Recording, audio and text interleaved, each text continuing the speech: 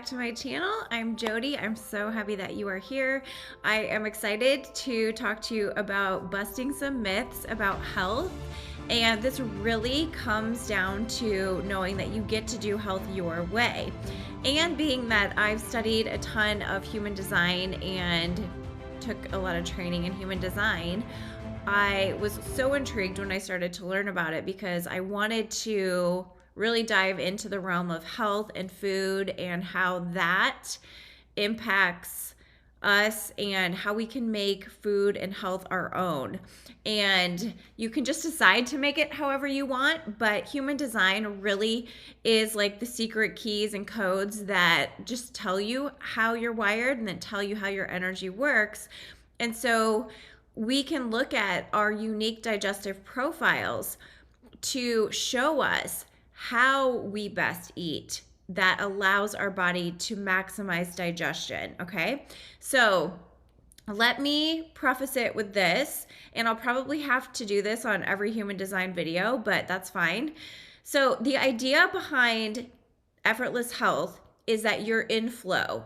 And in relationship to what that means in the body, that means that your digestion is easy, quick, and efficient and effortless, which means that when you consume foods and beverages, that they are easily broken down, they're easily utilized, that they're easily accessed by the cells that need the nutrients that's within the food that you've chosen. And it can be used to your highest good. It can be used to help you differentiate into the highest version of yourself and continue on the growth process. So the unique digestive profiles in human design, each of us have two, and one is going to speak to your strongest sense, and one is going to speak to your environment where you will naturally maximize your digestion.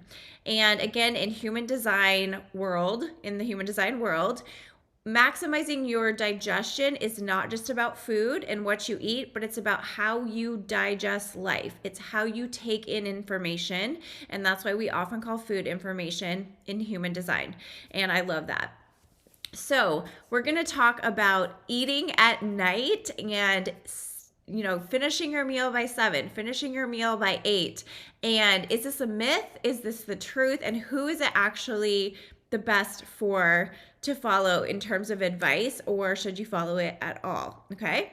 So remember, guys, you ultimately are the operant power. You get to decide how everything works for you. But human design, like I said, it's just the way that it feels natural and feels like yourself, even if you've never learned this before. It'd be the way I experience it is it's the way you would do it if you could just do it however you wanted.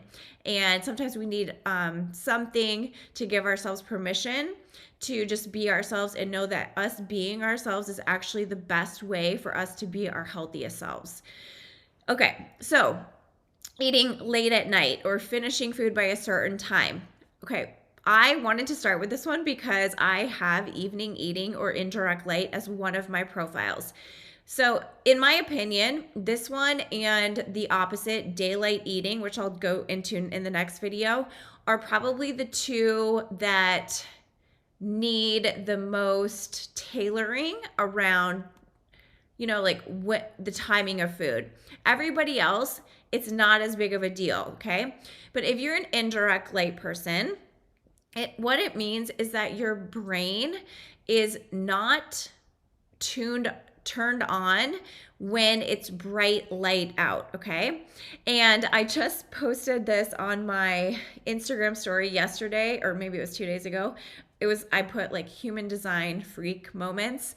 When I come into my kitchen over there and the bright lights overhead are on, I literally flip out. I have to turn it off.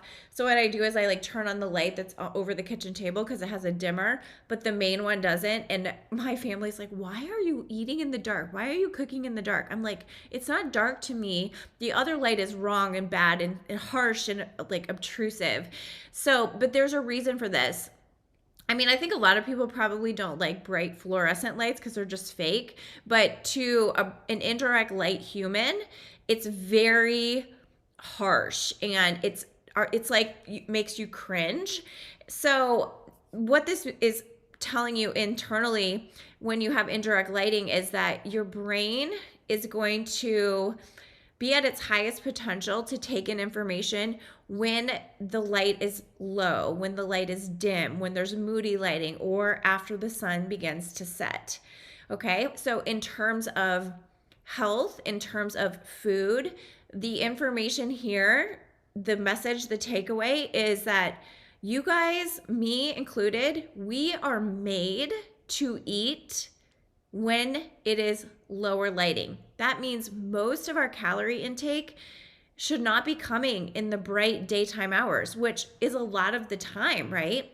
And most of our food should be coming in when it is low lighting, which means at night, which means when it's dim. So it's like winter here and it's dark out already and it's like not even 4 o'clock. So I feel like I eat more or longer windows of time during this time of year.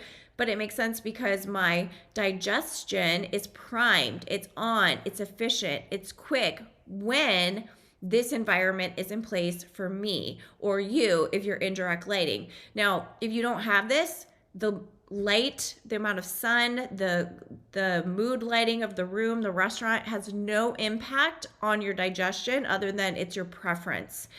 But when it is your designed profile, that means it has a huge impact. And so think about the flip side of this, like when people say breakfast is the most important meal of the day. And I think I'll just have to put both of these two designs together because I'll have to repeat myself otherwise. But people that say breakfast is the most important meal of the day. Well, if you're indirect lighting and you decide to like eat a big breakfast, it's going to feel really heavy on your system. So when it's bright, when it's daytime, your brain is going to be turned off, which means that it doesn't require, desire, or want you to be putting a lot of things in. And that could mean like reading the newspaper or like reading your homework or your books from school or just learning something or eating a lot of food because it's like muted. It's like it's sort of like in hibernation mode for that part of the day. So I can tell you this from experience, like on the weekend sometimes I'll make gluten-free pancakes and stuff for Dalton and Heath because Dash only eats the same thing every day. And if I eat pancakes that I made, that I know the ingredients are good, that are light, plant-based, I will feel so full and so lethargic that I feel like I've ruined my energy for the day because it's too much on my system. My system is like, I don't want anything other than like the lightest of light things. So I do water, liquids, green juices, coconut waters, and fruit until my digestive system turns on and I can literally and viscerally feel my hunger go up. And it's very specific and it's very intense now that I have really fine-tuned my health and my relationship with food even more, where I know when I need food. I know when I don't need food. And so here's where the myth busting comes in. You could tell someone, okay, you should eat your biggest meal by 7 p.m. Okay, fine. But if you tell them to stop eating at 7 p.m. and their digestive fire is turning on through those hours of the night and they've actually been listening to their body and not consuming tons of food during the day because they just literally aren't hungry, then they could really be in a calorie deficit that's unwanted. So people always say like you just need to listen to your natural hunger and fullness, but it's with these two types, it's really good to know because if you were to tell someone, let's say you were in a health coaching program and your coach was like, make sure you eat 3 meals a day and your breakfast should be like oatmeal or I don't know, a giant smoothie or whatever it is. And you did it and you started to feel like full or tired or uncomfortable. what would you do? You know, it's knowing yourself and being honest with, am I hungry and am I like not eating, and is there something wrong with me, or do people think that I'm not eating because I'm afraid to eat, or what is it, you know? But you're truly not hungry. And people like me, I know for sure, I literally don't have much of an appetite until it gets dark.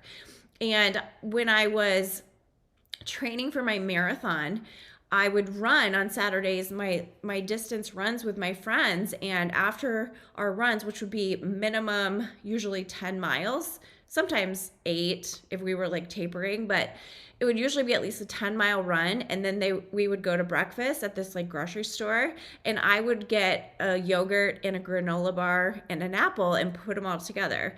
And it was like it was like dairy yogurt or whatever, but I didn't know anything back then about ingredients. That's not the point. The point was, one of my friends made a comment to me one time about how they were really worried about me that I wasn't eating enough. And I'm like, dude, I eat a lot, and I eat at night when no one is around, and nobody saw that.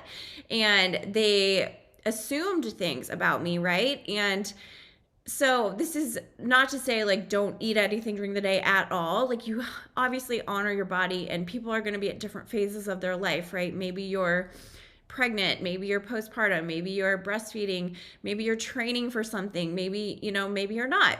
But it's okay to be as hungry as you are, and it's okay to not be as hungry as you are. And so like finishing your food by 7 or even 8 for people that have this profile really can limit you in getting the calories you need, getting the energy from food that we need because of some rule that some guy said. And it comes with good intention, I think, because for a lot of people, like finishing your food and not over consuming food before bed, helpful, right? Because we want to set up the cleansing process. We don't want to overfill our stomach at any point, but especially if we're like really done eating, you know?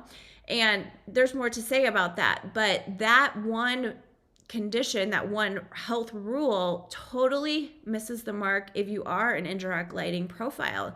And this is why, right? So this is also funny. So one of my clients right now, she is the opposite of me, and she's daylight eating. And I've had multiple clients that are daylight eating, and I actually have some clients that are indirect lighting too. But she laughed because I told her, oh yeah, I always finish eating by like 11 p.m.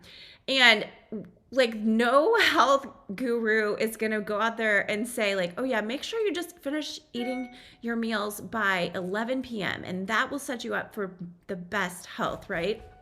But for me, it's true. And I'm not just like eating chips and crackers till 11. It's like my real food that I take in, I just eat it in majority the window between usually around 3, 4 until later at night, you know? And I still eat really plant focused, and I still care about my ingredients, but I have to eat then, and I literally get so hungry then. And it was really pronounced when I was pregnant with Dash. Like I would be in bed and I would have to get up and eat something, probably because I was growing a human and I needed more energy and more calories. So that's just to show you and say that not every rule out there or everything you heard is for you, and you can literally make it your own. Make sure that something works for you by how you feel. And when you know your human design profiles, it's really helpful to kind of crack the code without having to experiment so much. So sorry for the abrupt ending on that. I was waiting for Dalton to come home and then I had to stop my video. But I wanted to tell you guys, if you're interested in figuring out how to live in the body that feels like you, that feels amazing, where you have amazing digestion, effortless energy, and you just know that you're taking care of yourself in the best way, you can check out Fueled and Focused. We are starting in a couple weeks at the time of this video recording, or I have one-on-one coaching options as well. But we do dive into your blueprint with your human design as part of this course, because it's really important to me that you know that you get to do health your own way, that we always stay in integrity with food and what our body wants and needs and asks of us, but then we also make it our own, we also make it fun, and we also just know that we are unique, we're not like anyone else, and we get to make our own rules and have the health in the body that we want. So you can check out the details for that below, and I will talk to you guys soon. Bye.